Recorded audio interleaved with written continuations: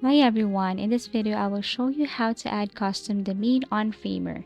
So first you just have to simply log into your Framer account and then design your page right here.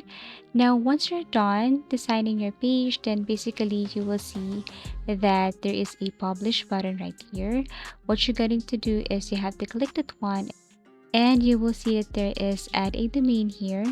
Click this and you can now add your domain. So this is the base domain, and if you want to connect or add your own domain, so basically you have to click this connect or upgrade your plan. So basically what you're going to do here is you need to upgrade your plan in order for you to add custom domain on Framer.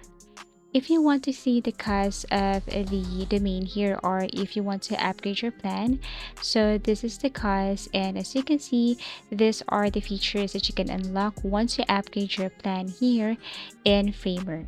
So it's up to you which one you use. As you can see, you can compare the plan right here and then choose the plan that you want. Now, by integrating a custom domain, you're not just creating a more polished experience for your audience, but also discoverability and control over your site's online identity.